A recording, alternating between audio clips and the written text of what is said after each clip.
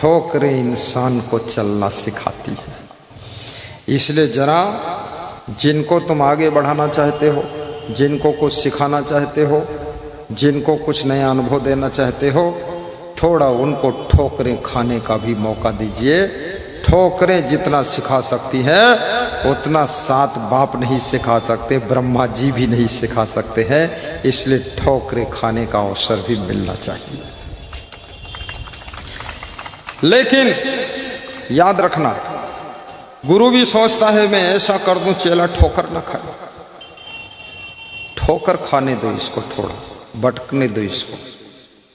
और याद रखना, जो खुद आदमी अनुभव प्राप्त करता है वो उसके जीवन का जीवित ज्ञान बनता है, और वही ज्ञान उसको शिखर तक पहुंचाता है।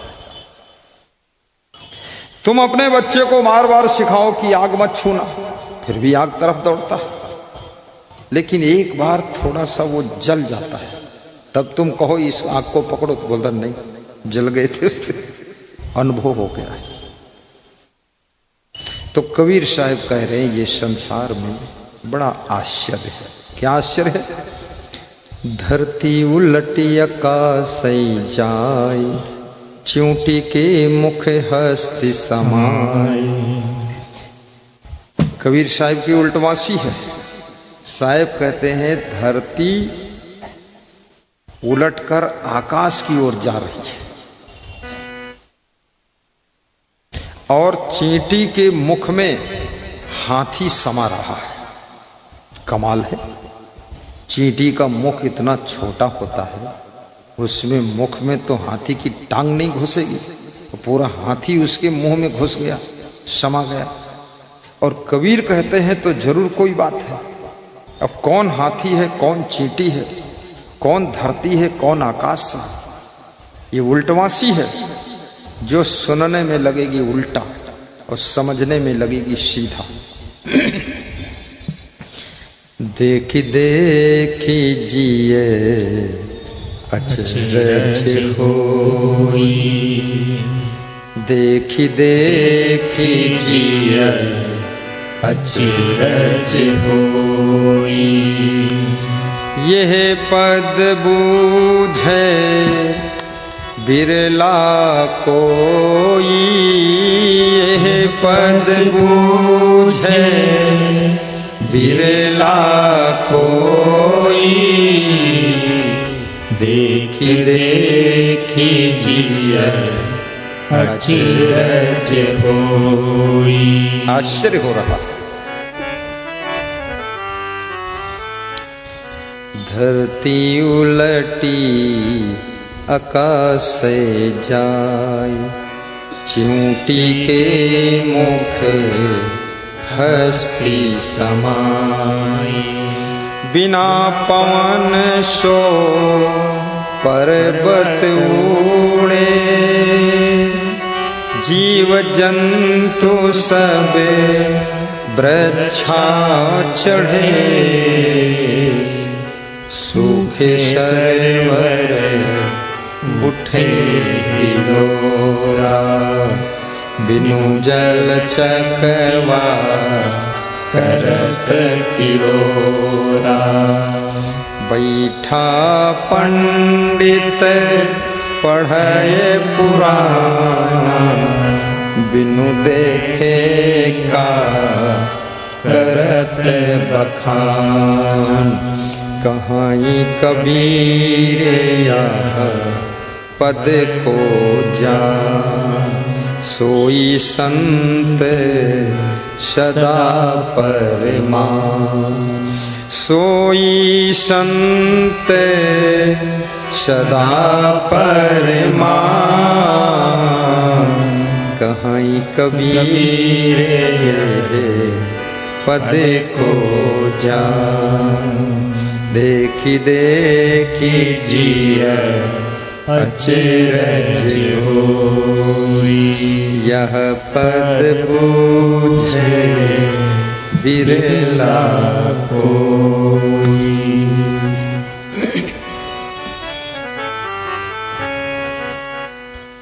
सद्गुरु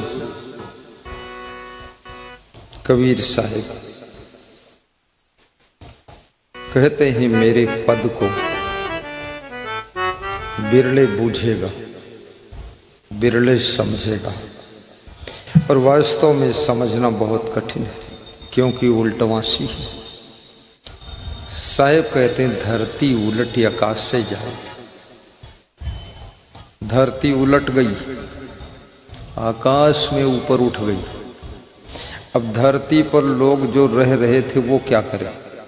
जब धरती ही उलट गई तो वो भी सब उलट पुलट गए। ये धरती कौन है?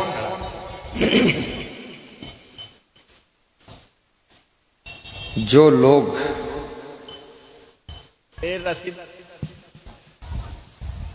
बड़े बड़े पदों पर हैं,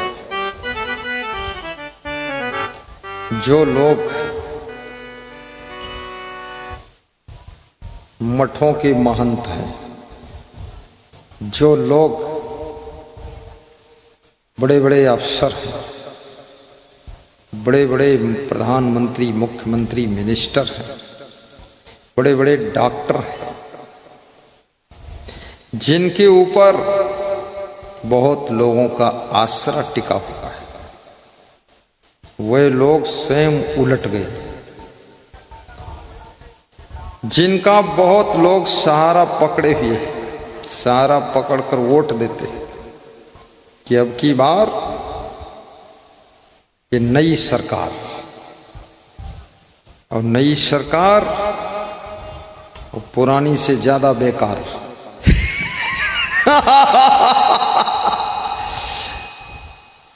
सब उलट गया मामला। देख देख जी अचरज हो। तो कबीर साहब कहते बड़ा आश्चर्य हो रहा है।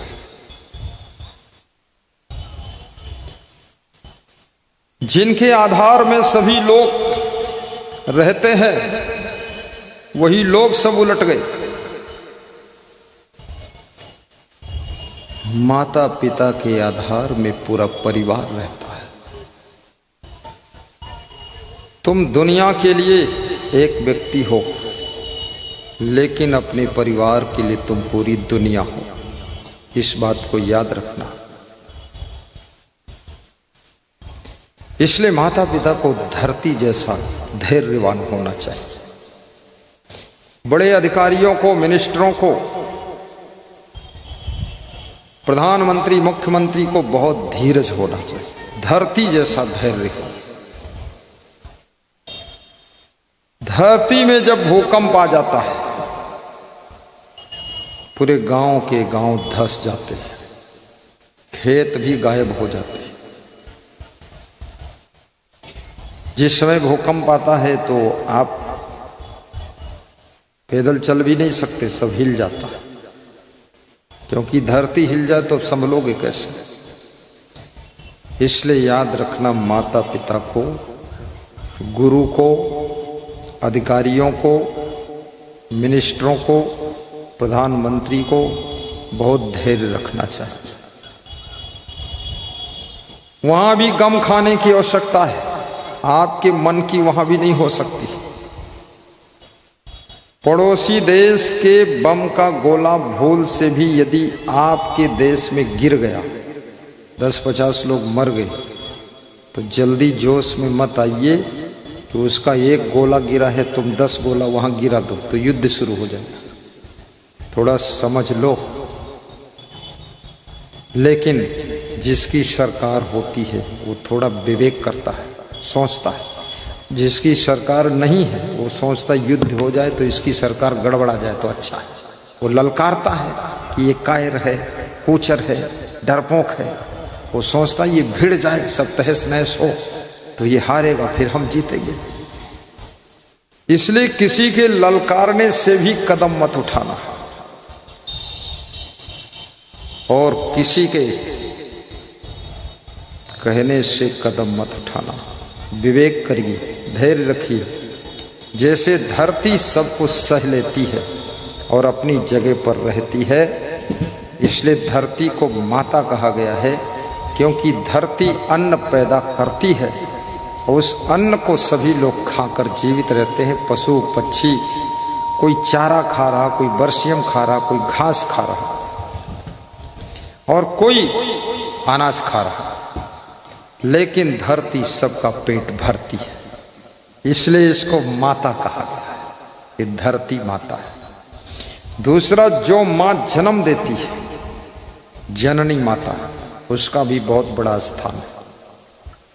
अगर माता रूठ जाए तो बच्चे का जीवन समाप्त हो जाएगा, क्योंकि 2 दिन का बच्चा है,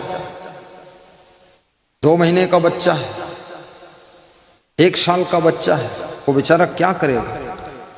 तो बच्चे की हजारों गलतियों को सह करके माँ अपने धर्म और कर्तव्य को नहीं छोड़ती है, बच्चे का मलमूत्र साफ करती है, गोद लेती है, आंचल का दूध पिलाती है। अब बच्चे को जवान होने पर सोचना है मेरा क्या फर्ज बनता है, माता पिता के प्रति आपका क्या फर्ज है। और फर्ज स्वयं आदमी निभाता है तो निभाता है, और ना निभाए तो कोई जबरदस्ती फर्ज उससे पूरा करा भी नहीं सकता। फर्ज, कर्ज, मर्ज और गर्ज, ये 4 चीजें समझना। गर्ज माने आपको जरूरत है, और मर्ज माने आपको यदि बीमारी है, और फर्ज माने आपका कर्तव्य क्या बनता है। फर्ज, मर्ज, गर्ज, और क्या बताया, एक और कर्ज। कर्ज आपने लिया है, अदा करने की तुम्हारी जिम्मेदारी है। ले तो लिया हंसते हंसते, फिर बिहार छोड़कर भाग गए। देने की हिम्मत है तभी लेने का इरादा करो, अन्यथा जो 2 रोटी शांति से खा रहे हो वही ठीक है। रातों रात करोड़पति बनने का लालच मत करो, अन्यथा करोड़पति तो बनोगे नहीं, रोडपति हो जाओगे, रोड पर आ जाओगे, सड़क छाप हो जाओगे। धीरे धीरे आगे बढ़ो, अपना कर्ज भी पूरा करो, फर्ज भी पूरा करो। और हर व्यक्ति को हर व्यक्ति से गर्ज रहती है। गर्ज माने जरूरत। छत्तीसगढ़ प्रदेश में एक भक्त हमारे साथ में सरगुजा जिले में पदयात्रा गया। पदयात्रा गया तो रास्ते में बताया कि सब ठीक है, लेकिन बेटी दामाद लड़ाई बहुत करते हैं, उनकी लड़ाई से हमको टेंशन है। तो हमने कहा कहाँ है बेटी दामाद? बोले दोनों आए सत्संग सुनने के लिए। तो हमने कहा उनको समझा दो।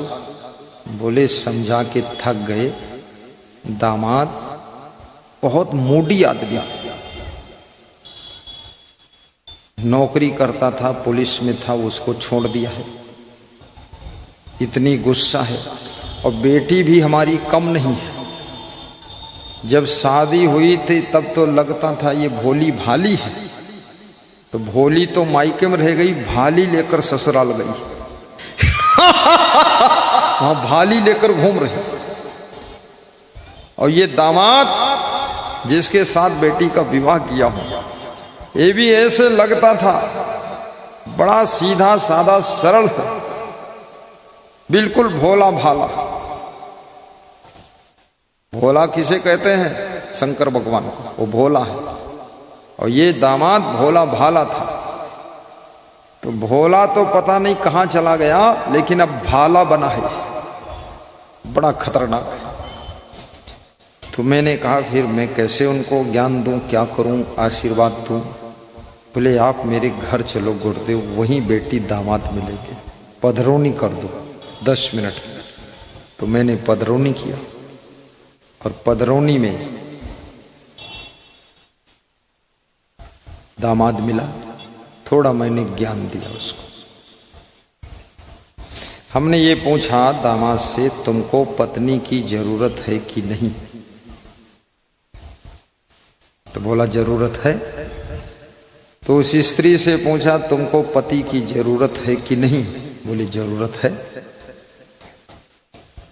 क्या तुम पत्नी के बिना रह लोगे? बोले पत्नी के बिना रह लेते तो शादी क्यों करते?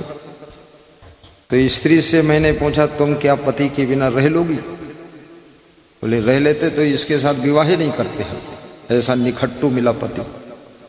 तो हमने कहा जब तुम पति के बिना नहीं रह सकती हो, तुम पत्नी के बिना नहीं रह सकते हो, तो दोनों को दोनों की गर्ज है, दोनों को दोनों की जरूरत है। अब जब दोनों को दोनों की जरूरत है तो गम क्यों नहीं खाते हो? एक दूसरे की गम क्यों नहीं खाते हो? बोले आज से खा लेंगे।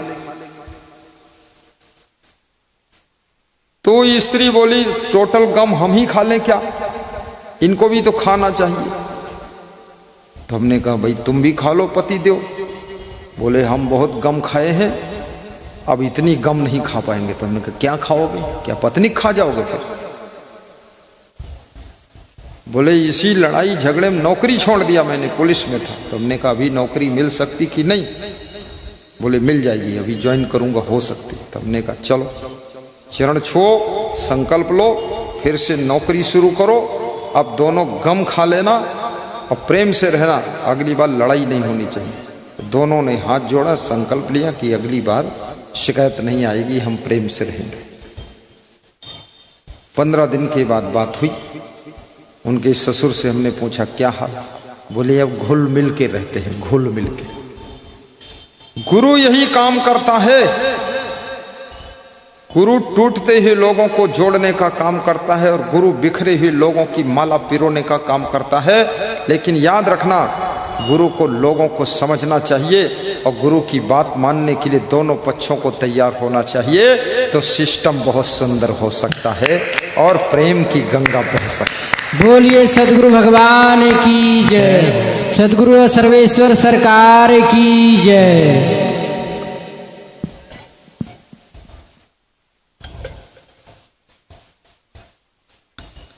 धरती उलटी आकाश से जाई, यानी लोग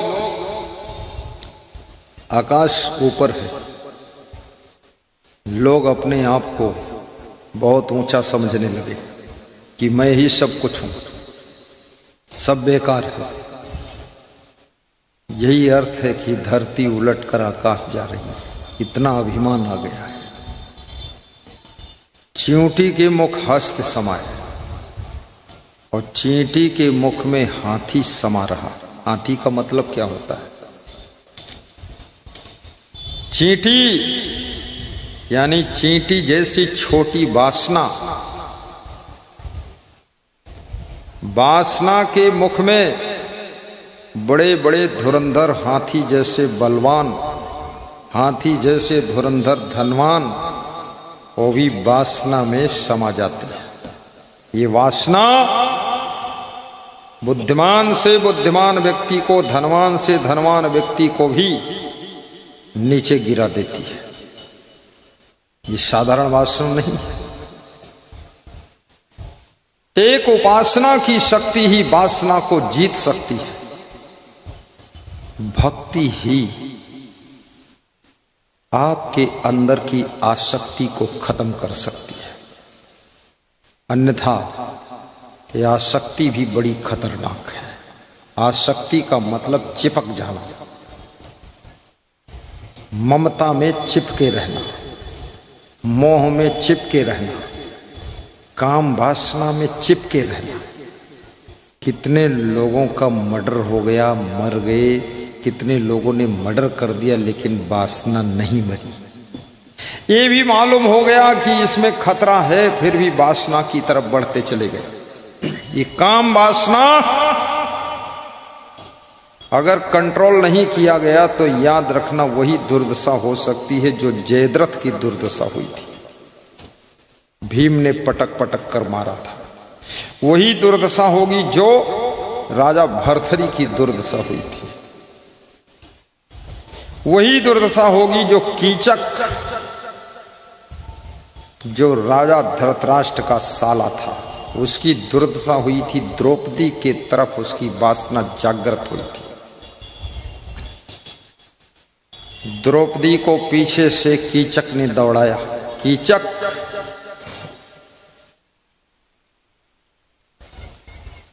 कौन था समझते हो आप? राजा। कीचक भी राजा ही था, लेकिन वासना नीचे गिरा दिया। दौड़ाया तो द्रौपदी भागी और भाग करके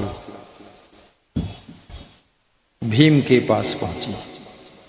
तो कीचक वापस लौट गया, रो रो कर अपने पांडवों से बताया कि कीचक की दृष्टि ठीक नहीं है, हम लोग अज्ञातवास में क्या करें। राजा विराट की नगरी सीतापुर जिले में हरगांव के पास थी, उत्तर प्रदेश में। वहीं पर अज्ञातवास में पांडव रह रहे थे, ऐसा कहानी कहती है। भीम ने कहा कि एक काम करो द्रौपदी, आप अपनी साड़ी हमको दे दो और मैं तुम्हारी साड़ी पहनकर बैठूंगा, और जाओ कीचक से बता देना कि रात में आकर के तुमको मिले, और स्थान बता दो, मंदिर के पास मिलेंगे। अब द्रौपदी की जगह पर द्रौपदी की साड़ी पहन करके भीम बैठ गया। वासना बहुत अंधी होती है। जब कीचक आया रात में, और ज्यों ही द्रौपदी समझ करके छूने लगा, साड़ी निकाल कर फेंक दिया भीम ने, और लंगोट पहने था उठाकर पटका उसको। कीचक भी बलवान था, बहुत देर मारपीट हुई, पटकी पटका हुई, खैंचा खैंची हुई, धमाधम धमाधम। आखिरी में कीचक से जब मारपीट शुरू हुई तो कीचक को मार डाला भीम ने, लाश पड़ी थी। तो उसके और 99 भाई थे, उनको खबर मिली तो एक एक दौड़ कर आते गए, उनको 99 को भी मार डाला भीम ने। इस वासना का मुंह कितना बड़ा है, यही चींटी का मुंह है। इसमें हाथी जैसा बलवान कीचक भी मारा गया और 99 भाई भी मार दिए गए। इसलिए कबीर साहब कहते हैं, चींटी के मुख हस्त समाये। ये चींटी जैसी छोटी सी वासना के मुख में हाथी जैसे बलवान धनवान लोग भी समा जाते हैं, सब खत्म हो जाते हैं। और वासना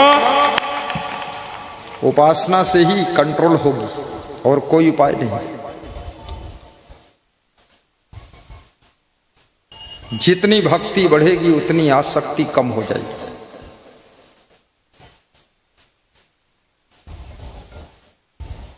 रावण को ज्ञान का अभिमान था, लेकिन राम को अभिमान का भी ज्ञान था। अंतर इतना था, रावण को जो ज्ञान हुआ था उसको ज्ञान का अभिमान हो गया था कि मैं बहुत ज्ञानी हूं, लेकिन राम को अभिमान का ज्ञान था।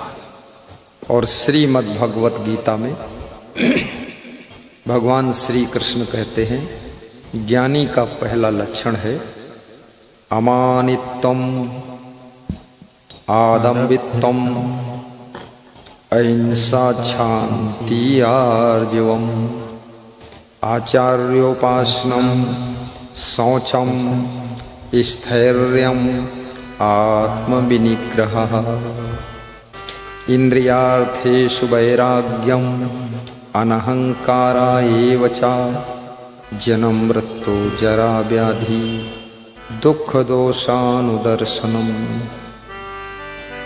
असक्ति अनभिष्वगः, पुत्रदार ग्रहादिषु नित्यं च समचित्तत्वं, इष्टानिष्टोपपत्तिषु मयि च अनन्ययोगेन भक्ति अव्यभिचारिणी, विविक्त देश सेवितम अरति जन संसदि। ध्यान देना, अध्यात्म ज्ञान नित्यत्वम, तत्व ज्ञानार्थ दर्शनम, एतत् ज्ञानम इति प्रोक्तम, अज्ञानम यत् अतः अन्यथा। ये ज्ञान के लक्षण बताए गए। 5 श्लोकों में भगवान कृष्ण ने अर्जुन को ज्ञान के लक्षण बताया है। जिसको ज्ञान होता है उसका पहला लक्षण है अमानित्वम। अमानित्वम का अर्थ क्या होता है बताइए। अभी मैं एक आदमी को खड़ा करूंगा, पूछूंगा अमानित्वम क्या है। किसी से नहीं पूछूंगा, क्योंकि यहाँ पूछने के लिए नहीं आया हूँ, यहाँ मैं खुद बताने के लिए आया हूँ। यहाँ पूछ करके दूसरे को शर्मिंदा करने की ज़रूरत नहीं है, क्योंकि सबको सब मालूम होता तो इधर आने की ज़रूरत भी नहीं है, इसलिए पूछो मत। अमानित्वम अर्थात जो अभिमान से मुक्त है वही अमानी है।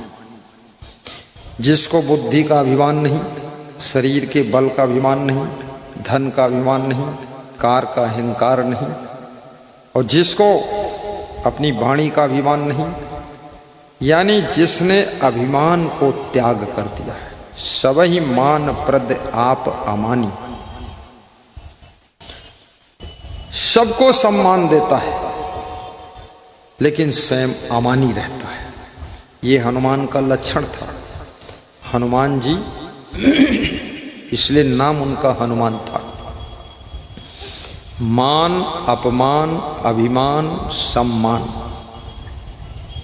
ये सबका हनुमान जी ने अपने ज्ञान से हनन कर दिया था।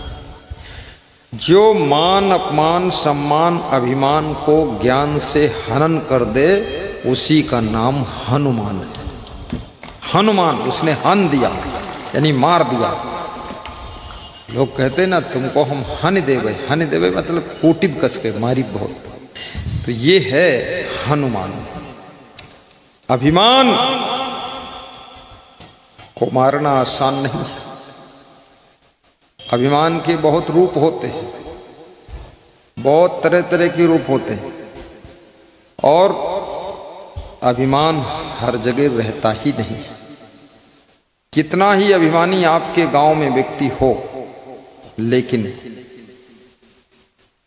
नरेंद्र मोदी का फोन आ जाए कि तुम दिल्ली आओ, तुमको टिकट मिलेगा, लोकसभा का टिकट,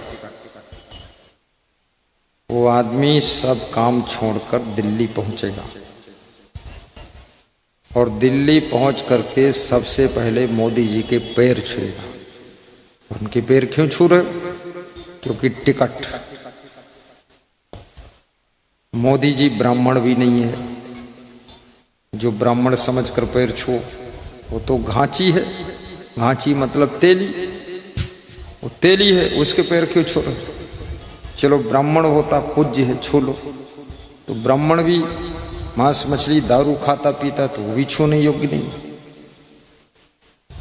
जो ब्राह्मण मांस मछली दारू अंडा मुर्गा तमाकू खाता पीता है वो केवल नाम का ब्राह्मण है, काम का ब्राह्मण नहीं, बेकार है। और मोदी कोई साधु भी नहीं जो उसके पैर छू, मोदी कोई सदगुरु नहीं है जो पैर छू, मोदी कोई भगवान नहीं जो पैर छू, लेकिन फिर भी लोग पैर तो पैर टेबल के नीचे मुड़ डाल के वहां छू लेते हैं कि जो कुछ हो तुम ही। भगवान को भी इतना नम्रता से नमस्कार नहीं किया कभी, न किसी गुरु को किया, न साधु को किया, वहां घुटना टेक दिया जाए। नम्रता तुम्हारे वजन को दर्शाती है, अभिमान तुम्हारे कंगालपन को दर्शाता है कि तुम भीतर से कंगाल हो। और नम्रता ये दर्शाती है कि भीतर से ये व्यक्ति बहुत अमीर व्यक्ति है। भीतर से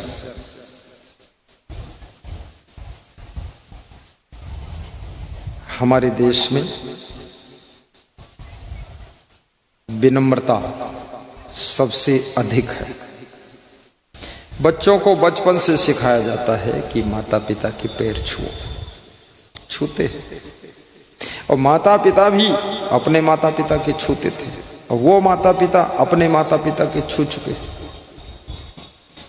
अकड़ना कोई सिखाता नहीं है, फिर भी अकड़ आ जाती है।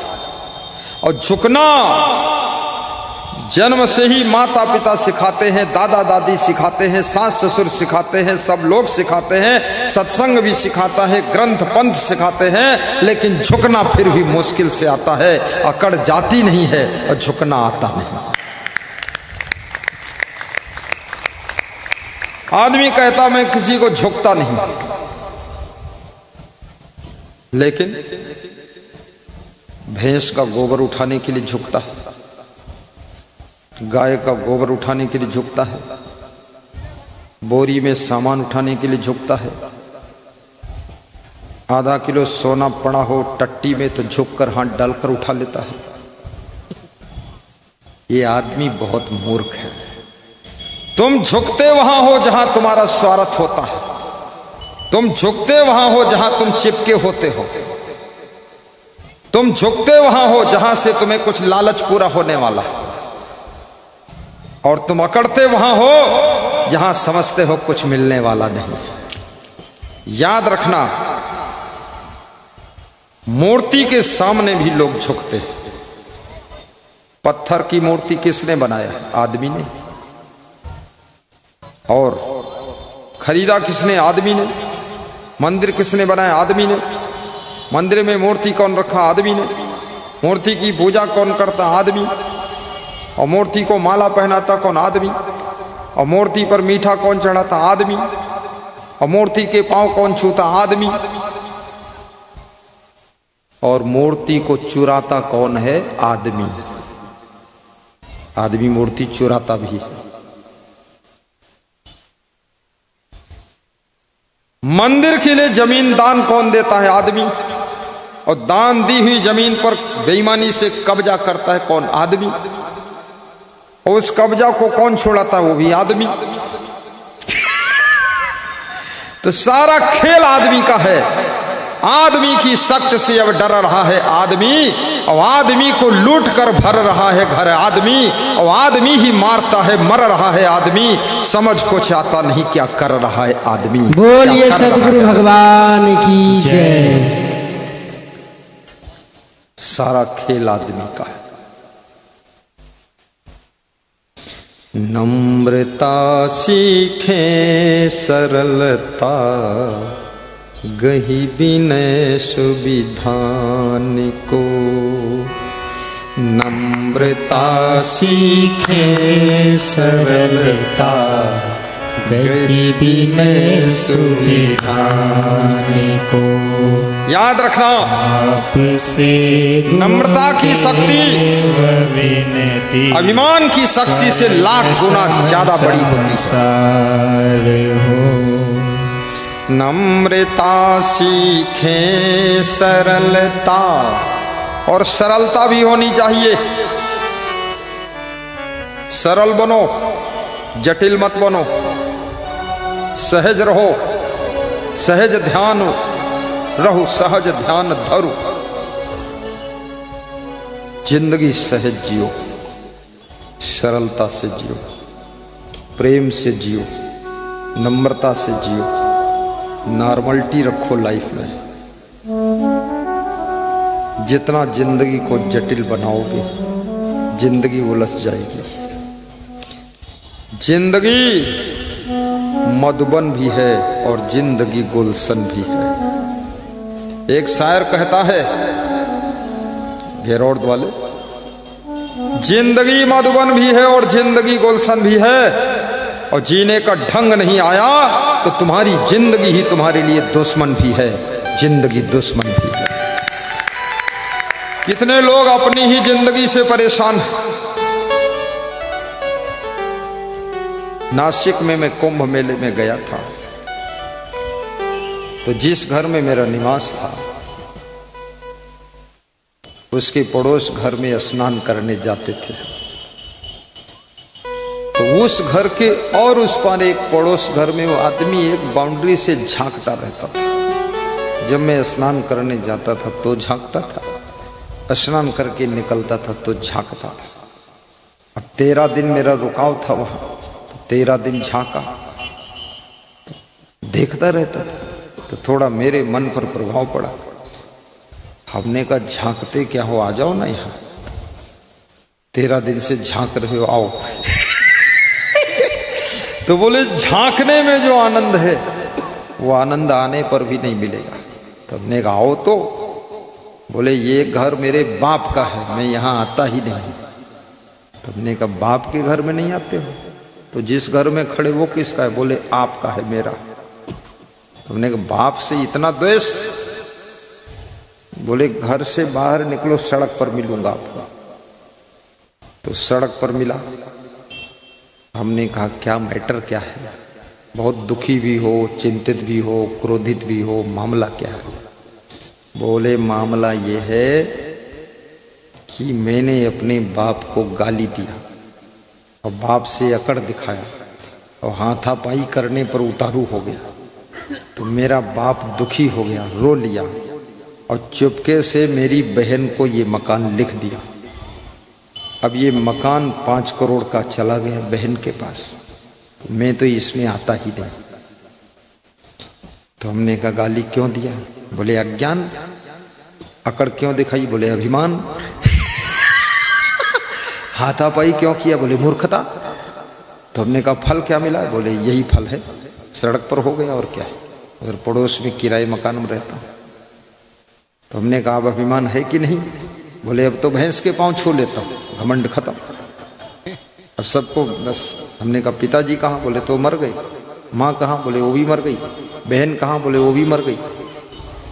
हम बचे हैं दुख भोगने के लिए और हमारे सब भांजे वगैरह हैं, बड़े बड़े सब। याद रखना, नम्रता, सरलता और प्रेम की शक्ति बहुत बड़ी होती है। इसको पहचानो, समझो। और अमानित्वम, ज्ञान जो प्रवचन कर रहा है, जो कथा सुना रहा है, भागवत कथा, या जो भाषण कर रहा है, या जो इंग्लिश में लेक्चर दे रहा है, वही ज्ञानी नहीं है। वो तो केवल बोलने का ज्ञान है उसको। लेकिन असली ज्ञानी वो है, कृष्ण कहते अर्जुन, जिसमें विनम्रता है वो सबसे फर्स्ट ज्ञानी है। और उसको मैं आशीर्वाद देता हूं, विनम्रता। अर्जुन की जीत क्यों हुई? विनम्रता के कारण। दुर्योधन की हार क्यों हुई? अभिमान के कारण। अभिमान हमेशा हारता है और विनम्रता हमेशा जीतती है। जब कृष्ण भगवान के पास में अर्जुन और दुर्योधन गए मदद लेने के लिए, दुर्योधन जाकर के भगवान के सिरहाने बैठ गया। भगवान सो रहे थे। भगवान सोते खूब थे, इसलिए तुम भी सोना सीखो। तुम सोते ही नहीं हो, तुम सोते भी हो तो सोचते भी हो। तुम्हें नींद आती नहीं, आंखें मूंदे रहते हो और जागते रहते हो। तुम न मालूम कितने सपना देखते रहते हो। ठीक से नींद बहुत लोगों को आती ही नहीं, और नींद ना आए ठीक से तो समझ लो बहुत जल्दी बुढ़ापा आ जाएगा। ठीक से सोना जरूरी है।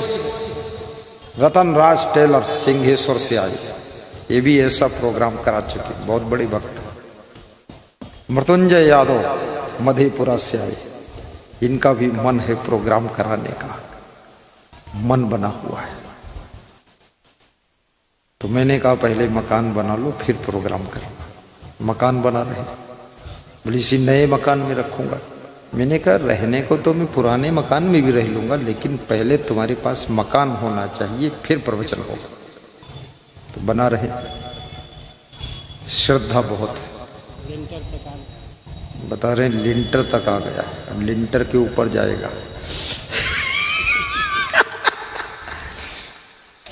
भक्त को अच्छा मकान भी बनाना चाहिए, अच्छी गाड़ी भी रखना चाहिए। जितने देवी देवता हैं सबके पास में वाहन है। रावण जो था राक्षस था, उसके पास भी पुष्पक विमान था।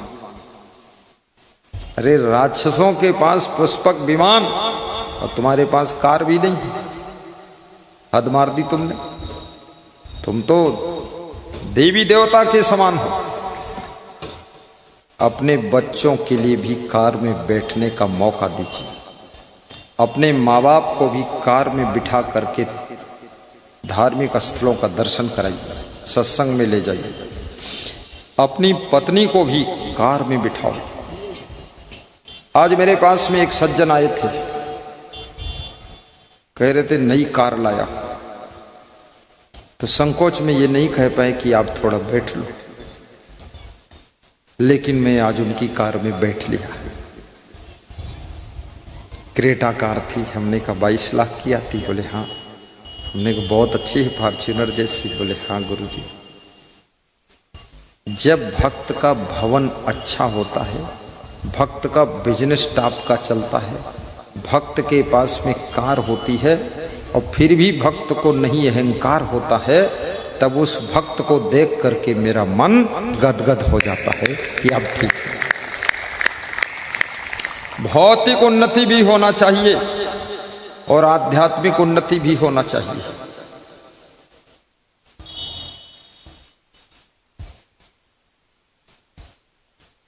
अमानित्वम आदम्भित्वम अहिंसा शांति आर्जवम्।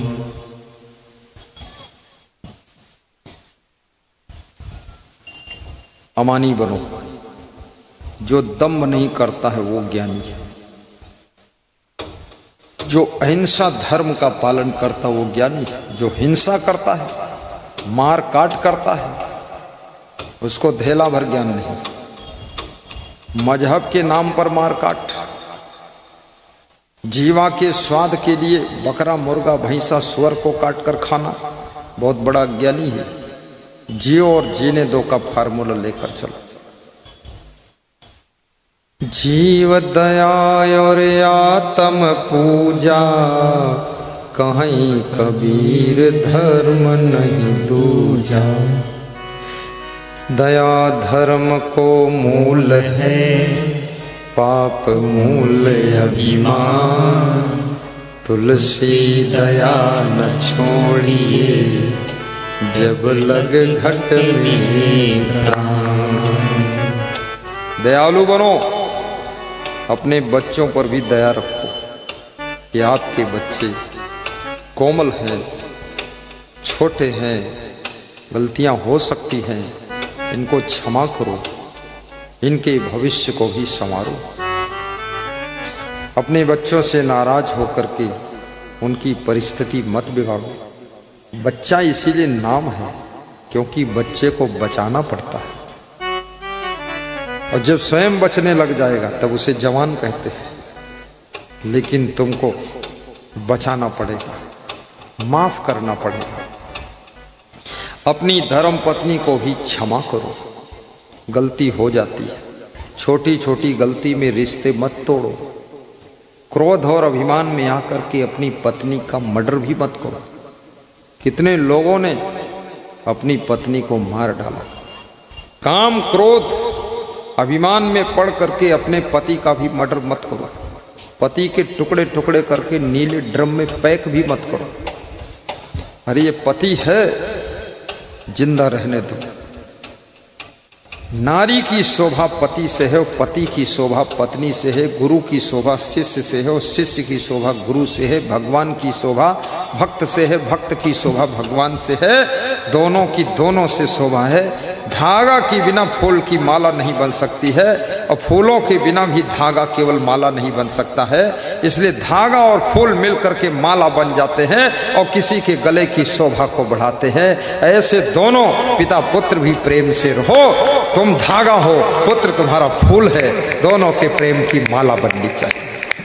बोलिए सदगुरु भगवान ताली की थोड़ा जोर जय। बजाया करो। ताली है कमजोर, इतना धीरे ताली क्यों बजाते हो? ताली बजाने से बहुत फायदा है। हाँ, महिलाओं में तो दम है, पुरुषों की दम निकल चुकी। महिलाएं खूब ताली बजा रही। महिलाएं ऐसे भी बहुत मस्ती में रहती हैं। झट से सो जाती हैं, झट से जाग जाती हैं, झट से मुस्कुरा देती है, झट से हंस देती और फट से रो भी देती है। और रोने के बाद फिर आंसू पहुंच के फिर दूसरी तरफ मुंह करके फिर हंस देती है। ये बहुत कला है। इसलिए महिलाओं का हार्ट अटैक बहुत कम होता है। बिल्कुल 100 हार्ट अटैक के मरीज होंगे तो 99 पुरुष होंगे, 1% महिला होगी। क्योंकि माताओं का बड़ा सरल सहज मामला होता है। बिछौना बिछा हो तो भी बैठ जाएंगी और नहीं बिछा है तो भी बैठ जाएंगी। बैठने कम जगह है तो आपस में चिपट कर बैठ जाएंगी। लेकिन पुरुष अगर किसी की टांग छू गई तो एक मुक्का मारता कि हट। पुरुष के पास बड़ी अकड़ रहती है। महिलाओं में सहज नम्रता होती है। थोड़ा मैं देख रहा था आप लोग सुस्त हो रहे हो, इसलिए हंसने वाली बात कहा, सुस्ती मिटा दिया। धरती उलटी आकाश जाए, चींटी के मुख हस्ती समाए। चींटी के मुख में हाथी समा गए। छोटी सी वासना की चींटी, हाथी जैसे धुरंधर लोग भी उसमें समा जाते हैं। एपेस्टीन फाइल खुल रही है। बड़े बड़े हाथी जैसे लोग वासना की चींटी में समाये हुए, बहुत खतरनाक है।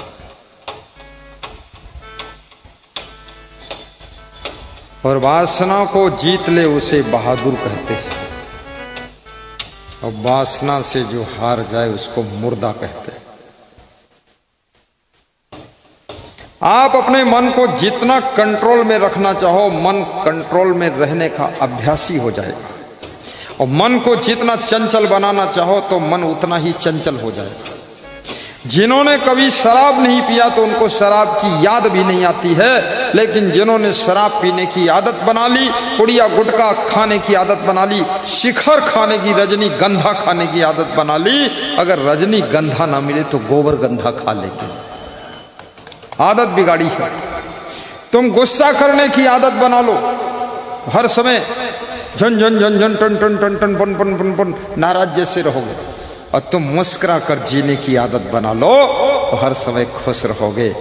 याद रखना, सारी जिंदगी आदतों के जाल में फंसी हुई है, और जो आदत को जीत ले तो समझ लो वो बहुत बड़ा भजन कर रहा है। जो आदतों के जाल में फंसकर हार गया वो समझ लो भजन समाप्त हो गया उसका।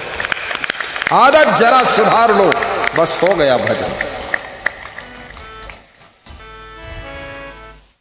तुम मनमानी करने की आदत बना लो, किसी की सुनोगे ही नहीं। कोई कितना अच्छा कहे, बताए, इशारा दे, हैं? बस अपने मूडी डूडी बने हुए। लेकिन याद रखना, जब दूसरों के इशारा को तुम समझते हो, दूसरों की बात को मानते हो, तो दूसरे लोग भी तुम्हारे लिए बहुत कुछ करने के लिए तैयारी कर लेते हैं। इसलिए बिगड़ी आदतों को सुधारो। कबीर साहब से किसी ने पूछा था भजन क्या है, भजन किसे कहते हैं? तो कबीर साहब कह रहे हैं, आदत जरा सुधार लो, बस हो गया भजन। आदत जरा, और क्या? हर व्यक्ति के पास में आदत है। किसी में गुस्सा करने की आदत है, क्रोध करने की आदत है, अभिमान करने की आदत है, लोभ करने की आदत है, चोरी करने की आदत है, झूठ बोलने की आदत है, मनमानी करने की आदत है, बीड़ी सिगरेट गांजा चरस तंबाकू अफीम भांग दारू पीने की आदत है, मांस मछली खाने की आदत है। आदत आदत आदत आदत में लोगों की पूरी इबादत चल रही है। आदत की लोग इबादत कर रहे हैं। इसलिए आदत को जो जीत ले वही महान होता है। टाइम पास करने की आदत है कितने लोगों में। उनके मित्र मिल जाए तो ऐसे खुश होते हैं जैसे भगवान मिल गए, और माँ बाप के पास बैठे तो ऐसे मुंह फुला कर बैठते हैं, लगता है सेंट्रल जेल में बंद है। क्या बात करते हो? माँ बाप को तुम क्या दे सकते हो? कुछ नहीं, लेकिन एक मीठी मुस्कान तो दे सकते हो। थोड़ा माँ बाप के सामने खुश हो जाया करो, पत्नी के सामने भी मुस्कुरा दिया करो। पति के सामने भी खुश रहा करो।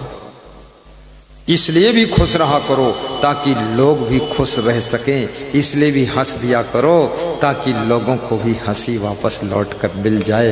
इसलिए भी प्रसन्न रहो ताकि लोग भी प्रसन्न रह सकें।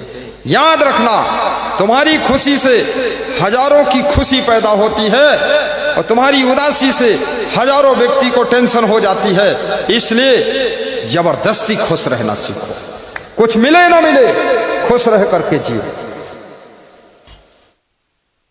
मैं अपने आश्रम जब पहुंचता था, हमारे गुरुजी शांत ज्यादा रहते थे, हंसते कम थे, और मैं उनको भी हंसाता था। बहुत हंसी आ जाती थी तो कपड़ा मुंह में लगा के हंसते थे। हंसाना भी सीखो। फंसाना तो सबने सीख लिया है, सबको फंसाना सीख लिया है। पड़ोसी पड़ोसी को फंसा देता है, पति पत्नी को फंसा देता है, बेटा बाप को फंसा देता है, दामाद ससुर को फंसा देता है लफड़ा में। लेकिन फंसाना आसान है पर लोगों को हंसाना बहुत कठिन है। हंसाना बहुत बड़ा पुण्य है।